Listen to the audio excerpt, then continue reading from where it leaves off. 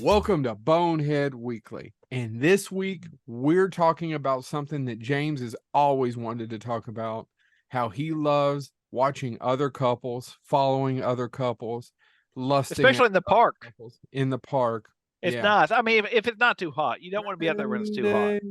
In the park, I think Man, it Dylan was the Harewood, 4th what? of July. Anyway, so we're talking about our favorite couples in screen history. Now, I'm curious to see where the other two yahoos go with this.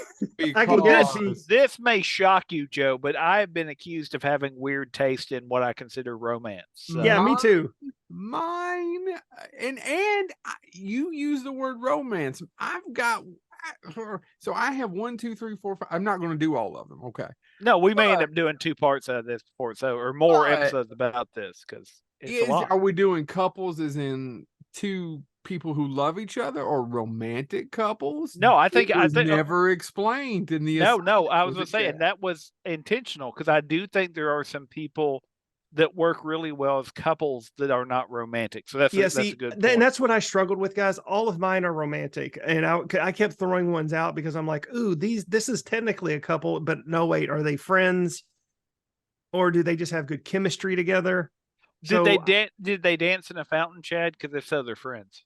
I mean, that was a 3% joke at best. So, in order to narrow down my list, I did romantic couples for this one. I'm just going to point out. Most of mine are romantic couples too, but they're not the traditional, if you know what I mean. And Joe, like I said, Joe has a lot. I stopped at 9 because I kept going and going and going. And I'm like, nope, stop. And so I have 9 because I'm like, I need to have backups because some of these are really on the nose. And I'm like, I'm wondering if one of you guys are going to grab them. My first one is not, and I'm sure it's going to tick at least one of you off. What is it? I probably got 15 I could do, Chad, but by all means, we're not going to do them all. Obviously. I have 9 or 10. I actually have 8 written down, and then I have. Well, why don't we let Chad start since he's going to make us angry? That always drives the episode. Go ahead, Chad. I don't know if you're going to make it angry, but you're going to go, oh my God, you have 3 picks, and this is what you chose. I'll kill what you love. What? No, go ahead. I'm just going to say it. 1986, Howard the Duck, and Leah Thompson. Why? Yeah, I agree. Why did you choose that? No, I can't dig it. She does have sex with a duck. She has sex with a. So you mean one of the only time it happens on film in a movie that got rated by the MPAA. Leah Thompson's character, Beverly Switzler. I honestly, it's weird. The movie's not good. Hold on. Can I say something? Lord love a duck. Go ahead, Chad. That should be on your list. It really isn't for other reasons. That to me is one of the most bizarre films of the 60s ever greenlit. I agree with you. I watched it based on Joe's recommendation, and woof, man. That scene, I'm telling you, with him and his daughter is creepy as hell. No, so the movie again, it has a special place in my heart because it was one of those movies, see those types of movies when we were kids, and I absolutely adored it. I watched it last year, and I admit it. It's like, what, man, this is a hard to get through, but some of the effects still hold up. I agree. But Howard, creatures coming from outer space and all that stuff, it still looks pretty good. It was Luke. That was some of ILM's best work. Even Howard the Duck's planet is amazing. Yeah. But Howard and his relationship with Beverly, it really connects in this movie in such a weird way. You're talking about a 3-foot duck and the very attractive Leah Thompson. And you're like, there should not be this kind of chemistry here, but there is a very strong chemistry there where they love each other. Even though it shouldn't be working. And that's why it made my list, because it's so unique and it should not work, but it's one of those things in the movie that absolutely connects. And you have to give it to Leah Thompson. Yeah, I agree. She does an amazing job with this. Given what she's given what she was she's given what she got. Yeah, I know. I'm getting tongue tied. So yeah, that's my first pick, guys. I was like, neither one of you were ever going to mention that, and I was like, I was wondering who was going to give me the weird look and who was going to go, "You're out of your mind." And it was both of us. Mm-hmm. I think he's a little out of his mind. I wouldn't have picked that one. Well, So Yeah, I'm again, not- I have a whole list, and I was like, nope, it's the weirdest one, so it gets the first mention. I'm having a hard time, if you don't mind me going next, because I have so many, but so many of mine are either offbeat or they don't really fall into this, or one of them is just a hateful As person. offbeat as Howard the Duck and Leah Thompson. I don't have somebody fucking a duck in this, no, but Okay. a little bit offbeat. And I can't the first one I'm going to say isn't really my first pick as much as I want to talk to you all about. They are a couple, and it's one of my favorite on-screen love stories ever told, but nobody speaks a word and it lasts 10 minutes. And I'm talking about Ellie and Carl in Up. Yeah. And it's less than 10 minutes that we find out about Carl's backstory before the actual movie starts. And I don't even know that that I knew that the wife's name was Ellie, that he falls in love with. And they're soulmates. And it's told in 10 minutes. It's told exactly how they meet, how they happens, what goes wrong, how they still love each other, she dies, and why he's pissed off in that house. Yeah. And won't leave the house. Everything you need to know happens, and there's no dialogue. In terms of cinema history, it has to be one of the best openings ever made. I agree. Ever created. I mean, Well, it's And I don't know And a anybody complete that, love story. yeah, I don't know no anybody movie has made me cry within the first 10 minutes. Yeah. That's what I was And going to say. that did it in two separate times. So Yeah, well, and I think nobody. I mean, that's it. I think that's the power of that film. And again, Joe has had this conversation before. It's when people say that animation is for children. If No. you're, I don't care if you're 70 years old. If you can sit down and watch that and be like, "Oh, this is kid stuff," there's something wrong with you. You're being oblivious. and eat eat shit. Yeah, eat shit, but also just oblivious. It's like watching Wall-E and saying this is kid stuff. Yeah, some of it is, but no, it's a movie made that's just works on many different levels. Yeah. So I've talked about Bluey on here and was joking about it before, but it came up again. I came up amongst people I was talking with who are all 40 years old and educated, who have children and were watching. And then one of the ladies said, I have a crush on Bandit. And I said, excuse me? And she started explaining to me why. And Bandit is Bluey's dad in the show. And and I said, I get it. I totally get it. I totally understand. And then we started talking about scenes and stuff. I was like, yep, I've watched it so many times. Yeah, I get it. Totally get it. Up, Ellie and Carl.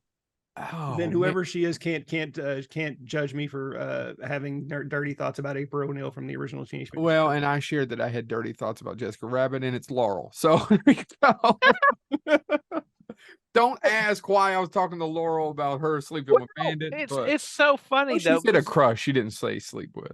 But what's so funny about this though, Joe, is as you know, my kids are out of all of our kids, mine are the oldest, so we're kind of Yeah. We're And past Blue. But what I wanted to say was there were some other fathers of that had kids that were older, and they were talking, and this was a line that I heard, and I was like, oh, okay, it's funny because since I know you all have younger kids, I'm aware of Bluey even if I haven't seen it. And there was a great moment where one of the dads said, yeah, one of the other parents told me that I reminded them of Bandit, and I had no idea. But then I just happened to mention that vaguely in front of other parents that had younger children. They're like, oh, that's a huge compliment. Take that as a compliment and run with it. Take the compliment. And I was like, oh, okay. So there you go. He's a really good dad and husband who's incredibly flawed. Yeah. But he's not oafish like Homer. Yeah. He's just he's just a person who tries and is kind of flawed. And He's inbred. Well, that's a whole other thing. There is a whole episode about how the Chow Chows can't play in the mud because of the roads. Just FYI. Oh. Anyway, but Ellie and Carl, that's me from Up. The counter argument I would make against my pick is it's just the first 10 minutes of the movie. However, it is a complete love story with everything you need to know, and never once do you think, you know what, Carl's an asshole.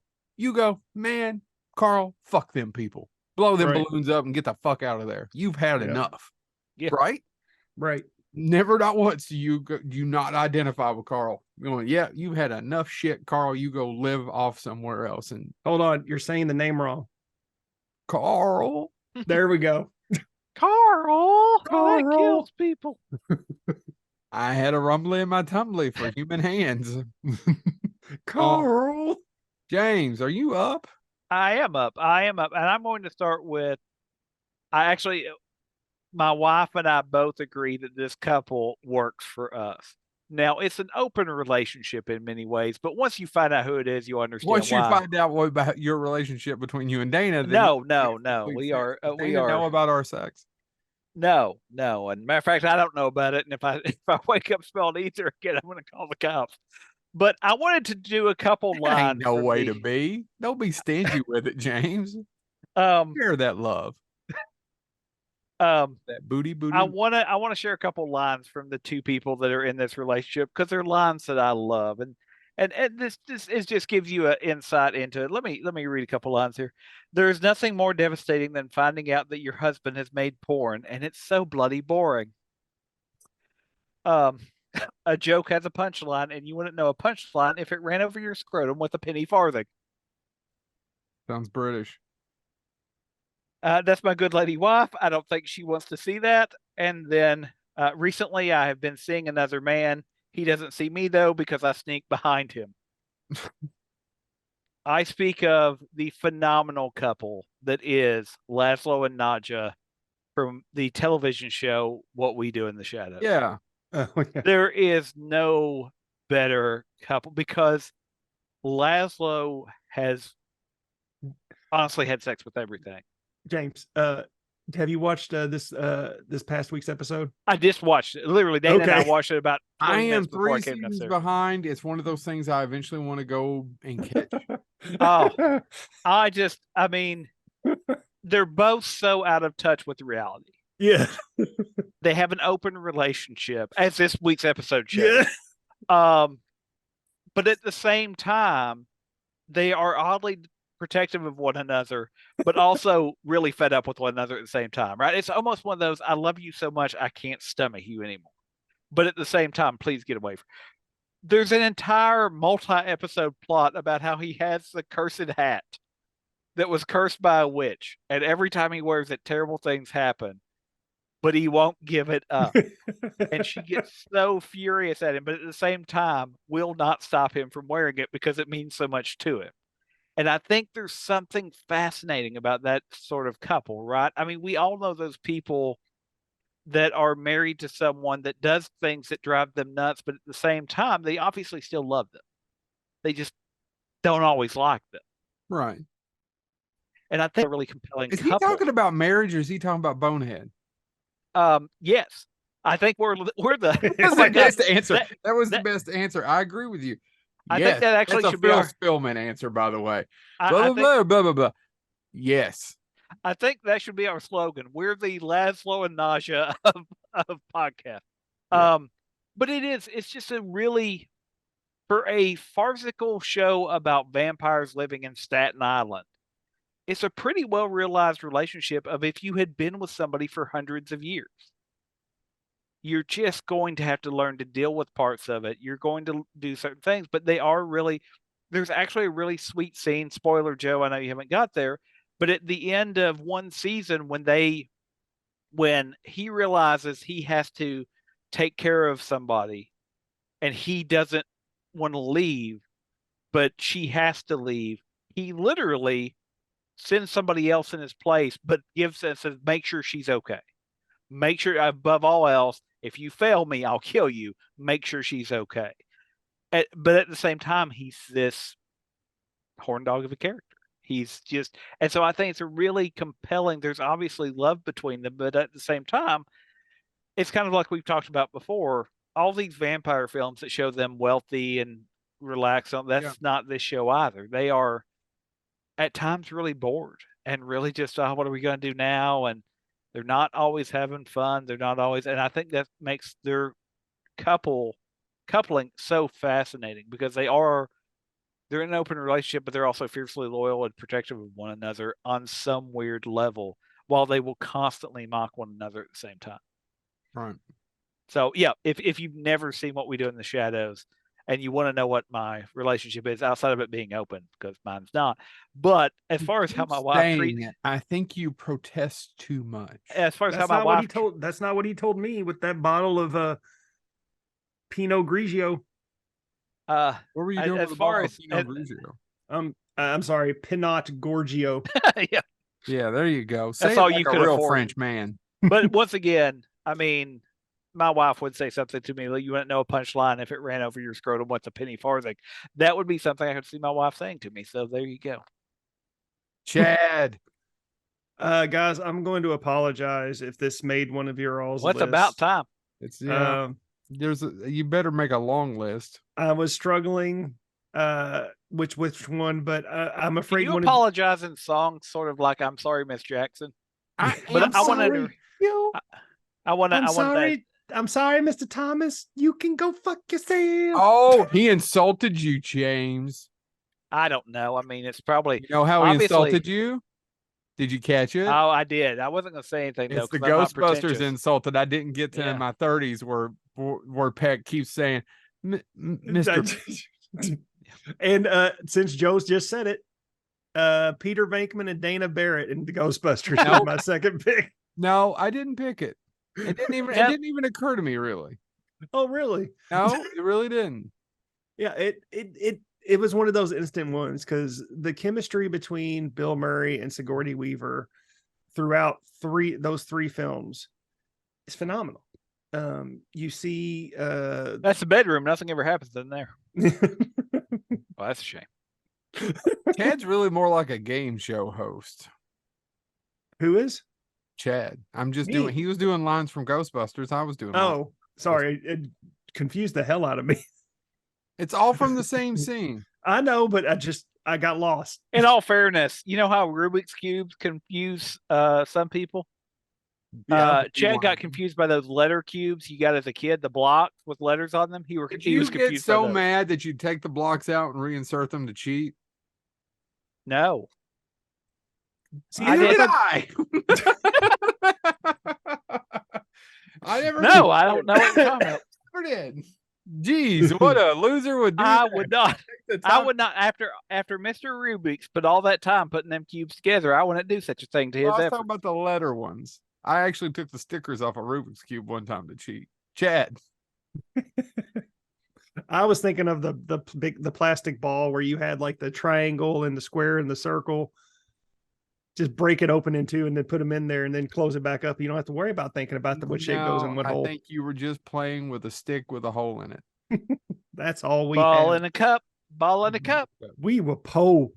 I just feel like in terms of when you think of couples in movies, that this is one of those perfect choices.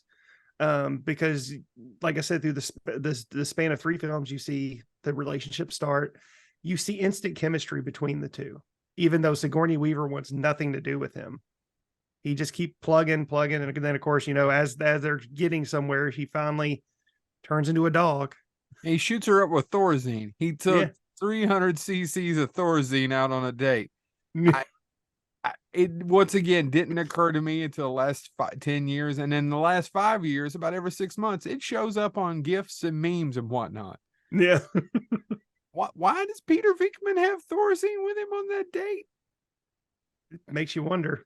And why didn't he use the roofies that were in his back pocket? Yeah. And then, of course, in part two, they're broke up, but there's that chemistry that only those two can portray, Sigourney and Murray. There is a really, really good, because I've had to watch it so many times, and my son's obsessed with Ghostbusters, and also I am too, but I've had to watch it so many times, and there's a really good scene in Ghostbusters 2 where Bill Murray is doing a really good job of acting when he looks down at and I go back and check it out. It's really good. It's so believable when he looks down at Oscar and goes, I could have been your dad. I should have been. Yeah. No, it's a good. No, I know what's and if you watch it now, the most of the movie is flawed, and I know I love it. It's not as flawed as people say it is, but it's flawed. It's not. But that's a performance. That one little thing. That's not him phoning it in. And their connection, I think, is great in that film. Mm-hmm. Again, it's just, and then of course, it's not shown a lot, but that after the credit scene in Afterlife just made me so happy. It's I'm not a big fan of fan service. I'm not. A lot of times I can't, if there's fan service in a movie, it pulls me out of it. But that was one where I'm like, oh, good. As long as it's One of the serving best me. fan service films ever made. Is I know, Ghostbusters but it was well done, and I loved it. Not Oh no, arguing. as Joe Lewis has said, that was for us. It's for the fans. It was Yeah. not meant for critics. It was not meant for. And people who are not huge Ghostbuster fans, I've had a couple go, "You really liked it that much?" I mean, it was okay, and I go, "It wasn't made for you. Yeah. It just wasn't." We all watched it, and we're like, "Oh." Chad and James went with me the second showing. Chad called me up the next day, and we reviewed Oh, it. I called you the day after, the day I saw it. Well, that was the next day. It was that Oh Saturday. yeah, sorry. Yeah. And we talked about it out, and I was like, "Yeah, no, it was made for us." Well, no, and I mean, I think so. And then I went and took my kids because I had to see it first. Because if they asked me a question during the movie, I'd hate to have to hurt my own child. Right. That's a joke. I would not hurt my own child. That's why I don't take him with me. Oh, that's right. I saw it with you first. I thought Yeah. I saw it with Q Yes. first, but I didn't. Then I went and picked up Q and then took him. Yeah, no, I saw, but I mean, I think part of it, if you're of a certain age, because it even got to my wife, the ending got to, I mean, and Bill Murray's line there, I thought he might show up. I Mhm. mean, I think it got, if you were a certain age, and also, quite frankly, if you're still dealing with the fact that, the actual actor is dead and it was all our chance. This is our. If you're actually dealing with the fact that Harold Ramis gave you so much of your childhood, remove him from Ghostbusters. Yeah. Yeah. And if he never did Ghostbusters, he gave you so much entertainment. Yeah. It's honestly, and gentlemen, I'll be Ghostbusters to honest. go along with it. It's and I don't increasingly I think I'll never get a chance to meet him, but honestly, it's going to be something happens to Dan Aykroyd. I don't, because I love Blues Brothers and I mean, so I much. don't even want to think about that happening. But you know what I mean? Like, that's Yeah. going to be one of those Then days why are you where planning to murder him? I'm not planning to murder him. Well, I was Because talking to once Chad. again, I've already said I don't think I'll get a chance to meet him. I think I'd get to meet him if I was going to murder him, Joe. That's how that works. You'd be like, "Hey, I'm here You're to not kill giving you." yourself enough credit. No, I mean, I don't know. I'd like to do, but that's one of those things, by the way, that if you'll know if I've ever done something cool. I was reading online recently. There was some screenwriters saying, "Listen, if you want to be a screenwriter, start doing scripts now, because the longer this drags out, the more likely they're ready to say, hey, we just need as many scripts as we can get to find something that'll work." So it sounds terrible, but being honest, you need to just do this. This is the time. A lot of people got their foot in the door the last time this happened in the 60s. Do it now. And I was sitting there thinking, honestly, if I did something and they let me get away with anything, you would know that my fan cast would be, would be like, I don't care what role he has, Dan Aykroyd needs to be in our film. Your entire script is about a all-women's boarding school during the Great Depression. Yeah, I don't know what you're going to do, but that's my one requirement. Are they practicing French kissing?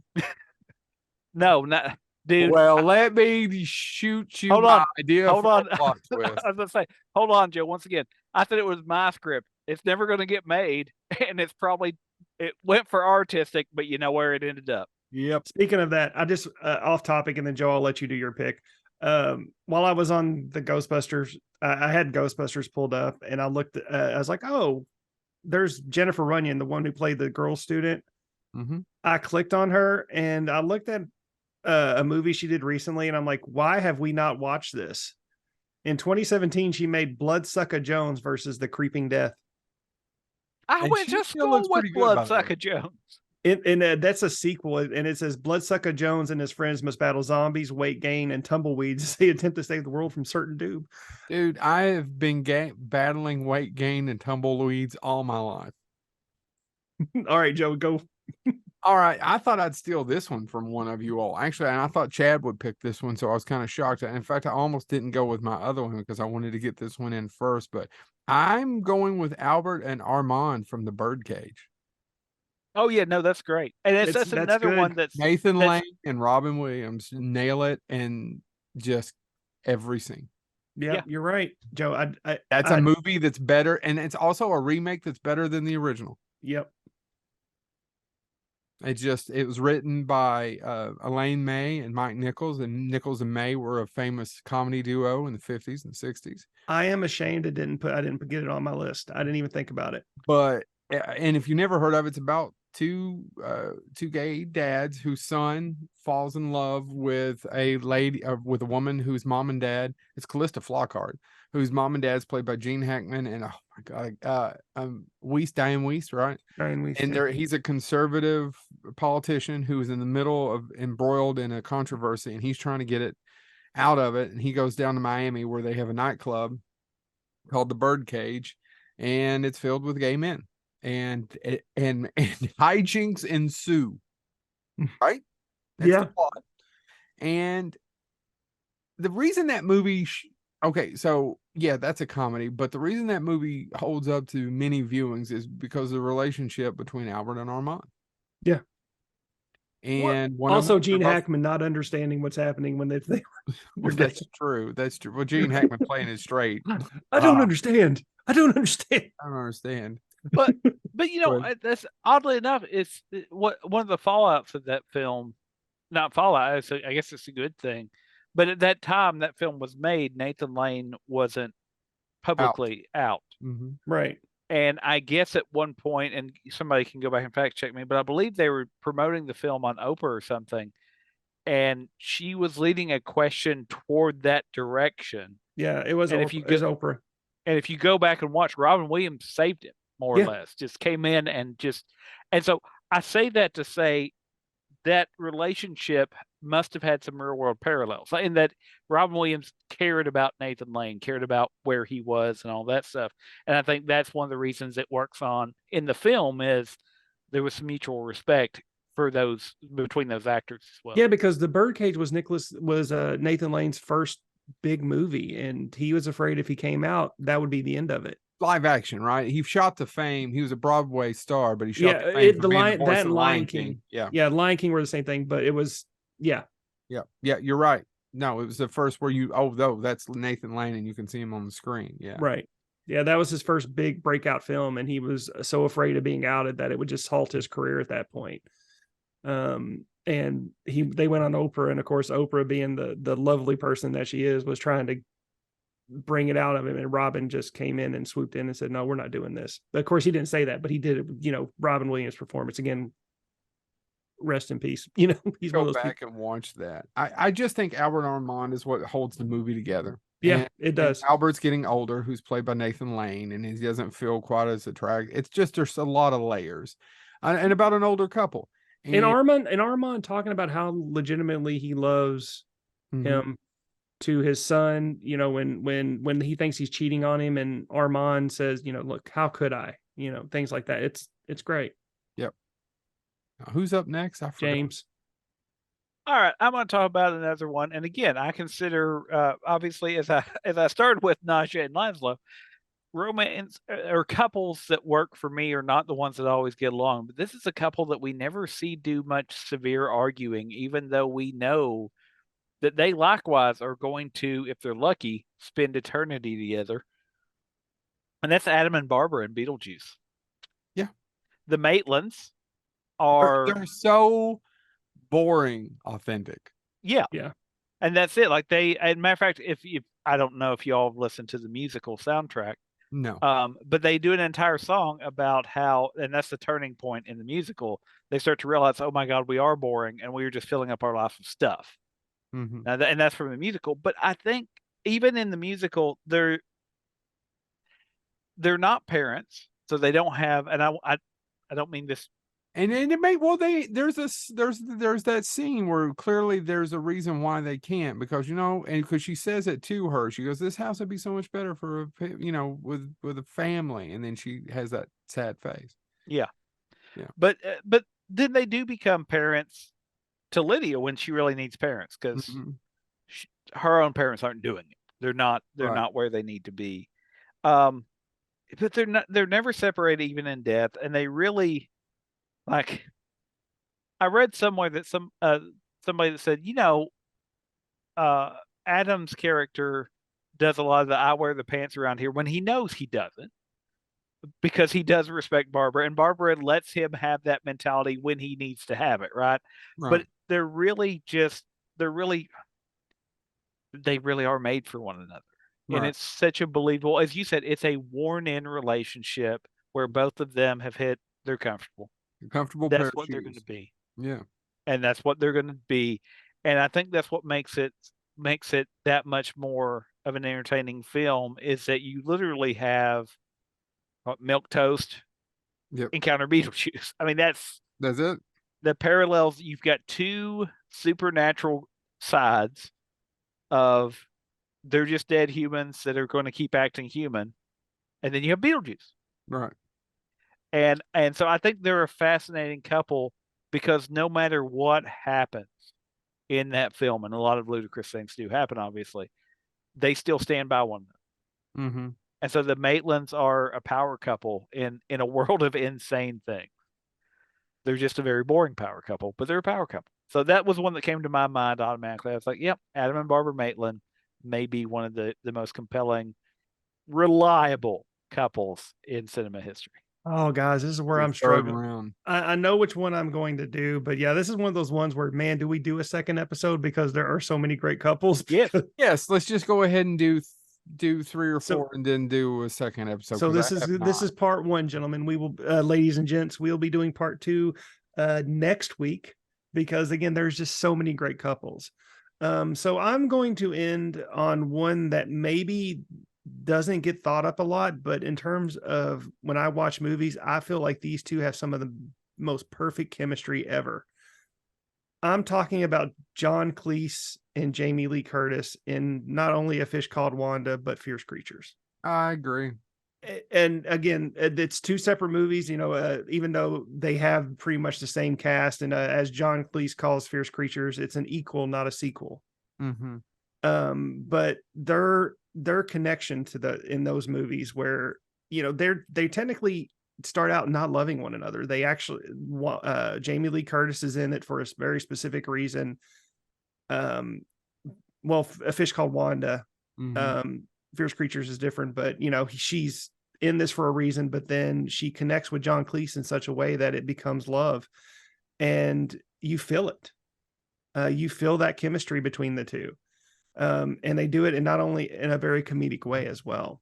And then the same thing in Fierce Creatures. Again, it's not as a romantic connection as Fish Called Wanda, but how they get together is hilarious. But then once they're together, you believe they love each other, even though they've only known each other for a grand total of half a day. You believe she loves him at the end of A Fish Called Wanda? No, I don't know if I buy you that. I don't know if that. You don't think they love each other by the end of that movie? Well, I think he's infatuated with her, and he's kind of a piece of shit. He just left his wife and kids. Yeah.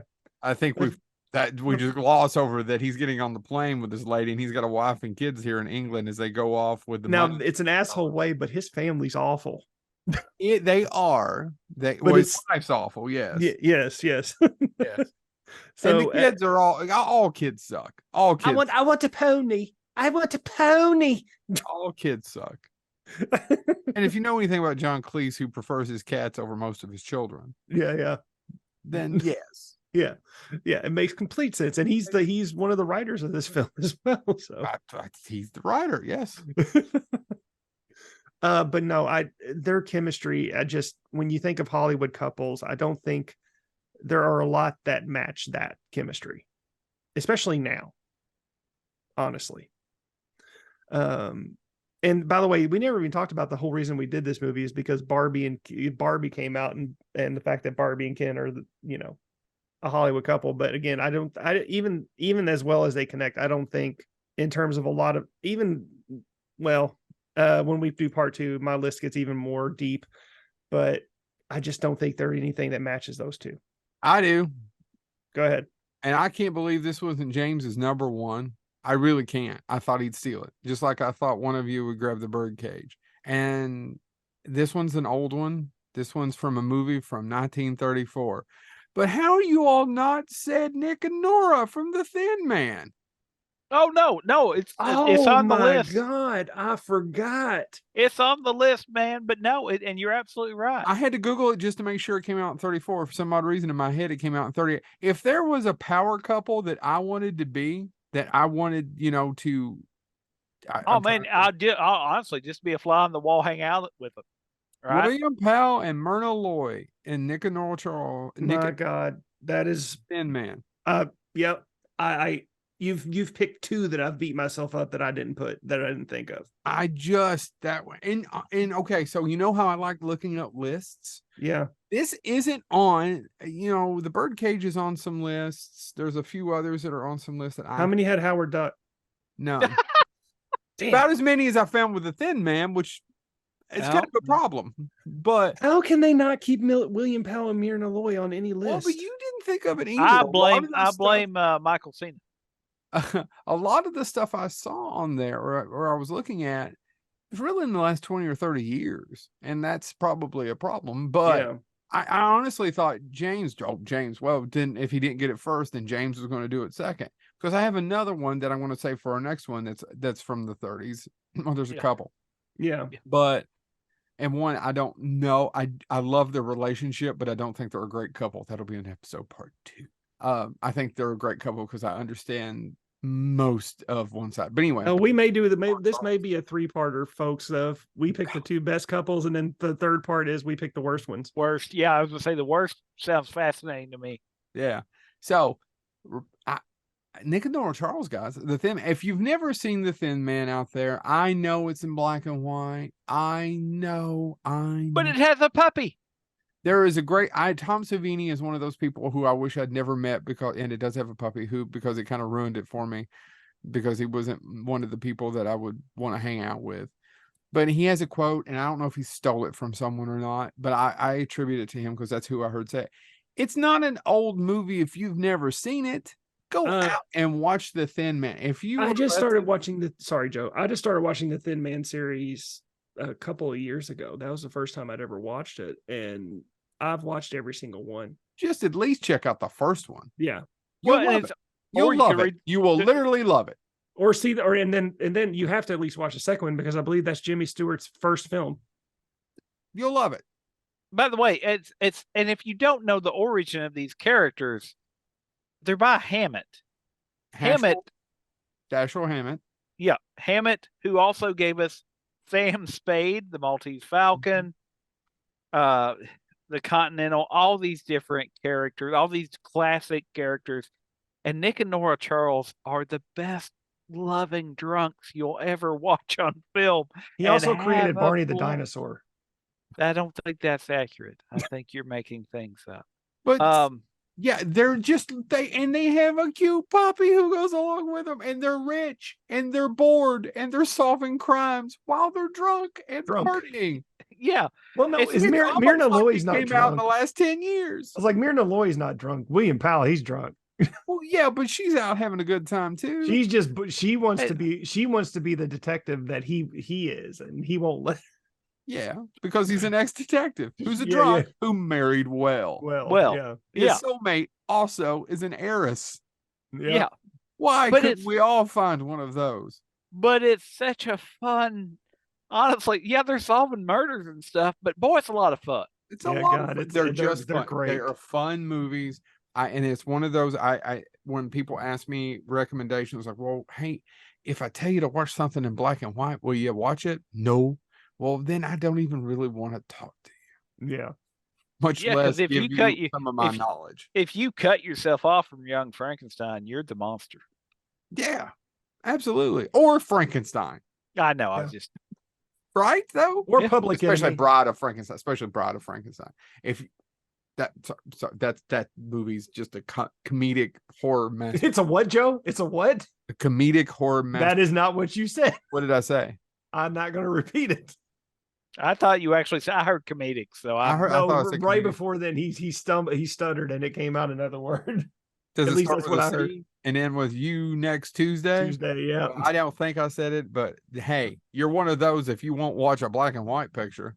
James, All right, so this is the final one we're doing this This is episode. the final one, and this is going to be a shorter episode, and you'll enjoy it, folks, because you won't have to listen to us as long. Mick, you've probably only made it this far. You love hearing about couples.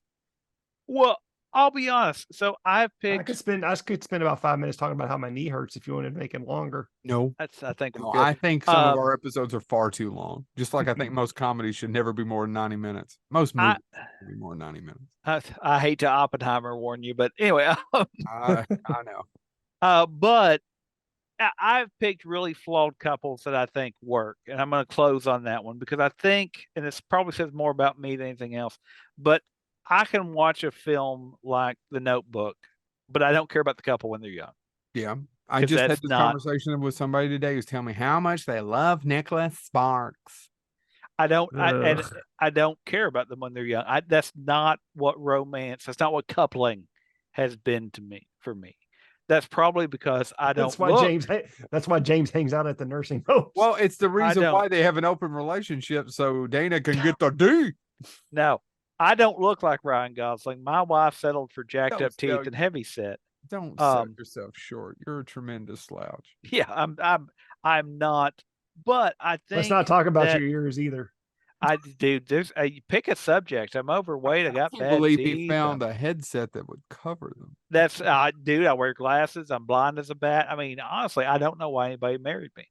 But according to the state of Kentucky, we got that certificate saying it happened. So anyway, you got that hump. His lovely lady hump. It's called a scholar's slouch. That's actually the term. It's from bending over books. Then why do I keep thinking lovely lady hump? Why do you only have one instead of humps? That's more on you, Joe. I think that's more you issue. Oh, you're the one drawing all the dirty pictures. Sorry. Anyway, you're talking about an obscure joke, James and Chad. Keep going. I'm drawn to movies that have couples that are I don't want to say nuanced because that's not flawed. I think those are true couples. And I think nobody has made, I'm not a huge fan of the protagonist, the actor that plays the protagonist in this film, but I don't think anybody else has made a better, oh my God, these people are so screwed up, but they actually work really well together and they save one another, than Vincent Gallo in Buffalo 66. Oh, he had to work it in there. Yeah. No, I do think if you watch the movie, Vincent Gallo is a complicated character on a complicated human being on a good day. Real quick, audience, if you ever get the chance, buy the Blu-ray special edition steelbook cover for the Brown Bunny to hear James Thomas audio commentary. No, during the BJ scene. No, the two Vincent Gallo films I can say that you probably do need to see would be this one and The Funeral. Chris Penn. Actually, I will defend if the Brown Bunny was a short film, it'd be really good. If it was 20 minutes. Buffalo 66 he's been in prison. He gets out of prison. He hasn't told his parents he's in prison. His parents, Angelica Houston plays plays his mother. They don't care about it, but he wants them to care so bad. He kidnapped Layla, played by Christina Ricci, and takes her and says, "You have to pretend to be my wife because I haven't told them I'm in prison. I need a cover story where I've been." Gives her the name of his high school sweetheart, who they later run into in the film. And it has one of the most compelling how screwed up these people are endings ever. And without ruining it for you, he's going to kill the people that he feels screwed up his life. That's what he's going to do. He's going to murder him in cold blood at a strip club. There you go. That's his plan. And I think that what's really compelling about it is, though, what turns him away from it and how it turns him away from it. And when it dawns on him that he is still somehow worthy of love, which he finds in this person that he kidnaps, and she is willing to accept him knowing how screwed up he is. I think that's a much more realistic, it's not realistic, but it's much more compelling and much more believable for me, being a screwed up human being like I am, than The Notebook. By the way, I'm not knocking The Notebook. I've seen it. I enjoy it. I think James Garner should have won all the Oscars. Right, James Garner. Yeah, James Garner. But it's this plays more like I can see this. I know this story better than I know the Notebook. And that again probably tells you about how unlucky I've been in relationships, in my couplings. But yeah, no, Buffalo 66 is one that I couldn't think of a couple as I was saying there thinking about it, because I think there is something compelling when the couples, when they're both screwed up, but they help each other. They get better because of each other. And that's what a couple can do. And I'm not a big believer in that love conquers all. I don't think that's true. Hell, you can't even keep a closed marriage. No, well, I mean, well, if love conquers all, I got a word for cancer. But anyway, the point being, God, that got dark quick. And the word is pineapple. I think the pineapple is the thing for 3. Have you heard of this? It's like people who like they put pineapples outside if they're swapping. They're swingers. Yeah, I didn't know any of that till 2 weeks ago. Did Oh, you really? know it? No, Yeah, I knew it. no. Pineapple's my favorite fruit. I was just like, oh my God, I love pineapple. No, and now I understand why certain people were running away. I never attracted anybody with a pineapple. But which actually, think about it. Think about what that says about SpongeBob. He didn't just put one out on his yard. He lives in one. He lives in one, man. He is K Shelton this up. Okay, sponges absorb a lot of stuff, and that's all I'm going to say about how SpongeBob be living his life. He'd be living his life with no regrets. But anyway, yes, if you've never seen Buffalo 66. So, yeah, so my 3 weird couples, I do have a ton more. I can't wait till we revisit this topic. All right. So next week we will do part 2 of this. Thank you so much. This has been our couples, and then we'll probably talk about even maybe the crappiest couples in cinema history. Oh, yeah. This has been Bonehead Weekly.